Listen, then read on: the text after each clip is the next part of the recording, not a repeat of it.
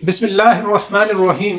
अल्लाहुम्मा सल्लि अला सय्यिदिना व मौलाना मुहम्मद व अला आलि सय्यिदिना व मौलाना मुहम्मद कमा सल्लैता अला इब्राहीम व अला आलि इब्राहीम इन्नका हमीदुम मजीद। जी मेरे दोस्तों, तमाम कौम को तमाम पाकिस्तानियों को मुबारक हो। और आज सुप्रीम कोर्ट ऑफ पाकिस्तान ने आइन और कानून को पामाल होने से बचा लिया। सुप्रीम कोर्ट के 3 रुकनी बेंच ने फैसला दिया है कि इलेक्शन पंजाब असेंबली में 14 मई को उन्होंने कहा कि 13 दिन हमने समाअत की उस पिटीशन की जो कि इलेक्शन कमीशन ने इल्तवा किया था पंजाब और केपी के असेंबलियों के इलेक्शन का 8 अक्टूबर तक। तो वो 13 दिन गुजरे, इसलिए 13 दिन अकोमोडेट कर दिए उमर अता बंदयाल साहब ने और 14 मई को इलेक्शन की तारीख दे दी है पंजाब असेंबली में।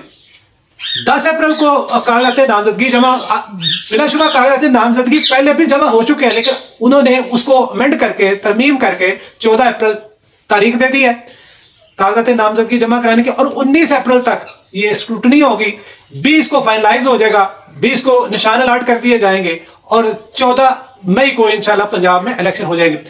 इसके साथ केपीके का इलेक्शन का भी जिक्र था, लेकिन चूंकि केपीके असेंबली समाअत के दौरान वो जो वकील था गवर्नर केपीके का, उसने कहा कि मैं तो उनका वकील नहीं हूं।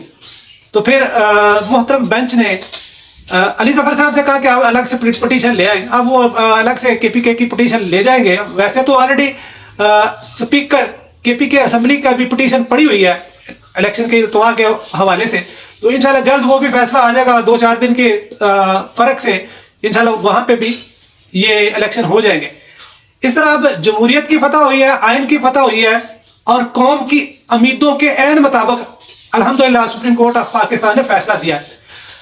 दूसरी तरफ आज 4 अप्रैल है, जनाब जुल्फकार अली भट्टो साहब की ये दिन है। तो जिस बंदे ने इस मुल्क को आइन दिया, उसकी पार्टी 50वीं सालगिरह मना रही थी सेनेट में भी और असेंबली में भी, लेकिन आज उसी का नवासा अपने नाने की और अपनी मां की लेगेसी को छोड़कर मार्शल लॉ की धमकी दे रहा है कि जी मार्शल लॉ लग जाएगा मुल्क में। यानी आइन और कानून को पामाल होने से जब सुप्रीम कोर्ट ने बचा लिया, तो उन्हें मार्शल लॉ का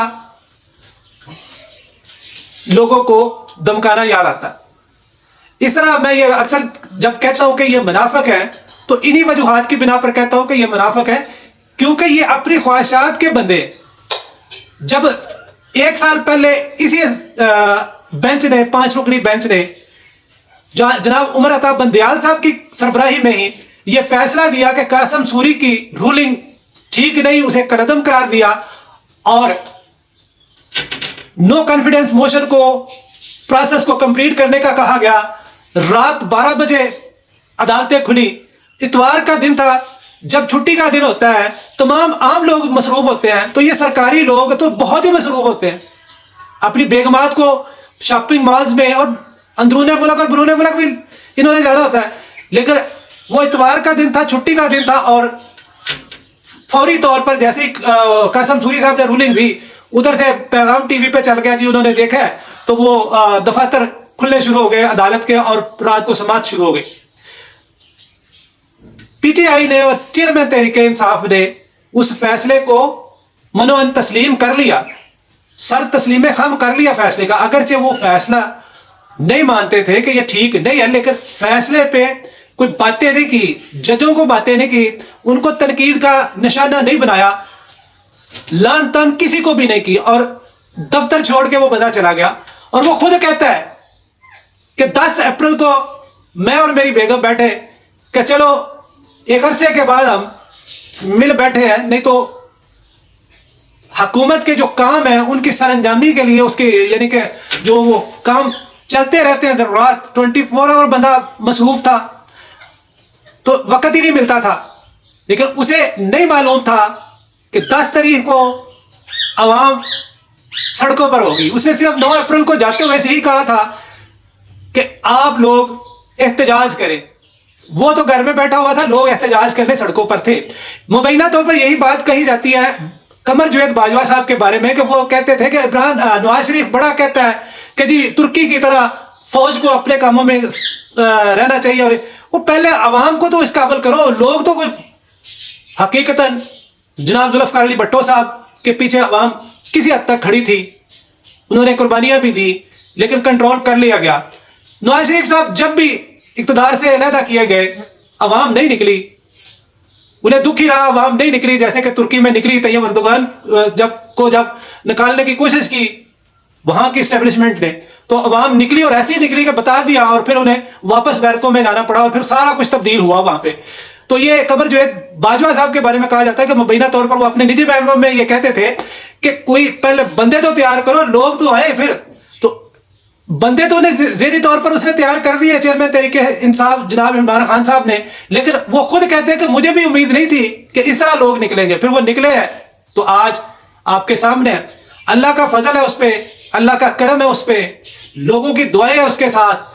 जनाब इमरान रियाज खान साहब उम्रे की अदायगी के बाद अपना वीला किया तो उन्होंने कहा कि मैं जिससे मिला हर बंदे ने कहा, पाकिस्तानी, बंगाली, इंडियन और दूसरे उम्मत मुसलमान के लोग, उन्होंने कहा कि हम दुआएं मांगते रहे जनाब इमरान खान साहब की सलामती के लिए, पाकिस्तान के लिए।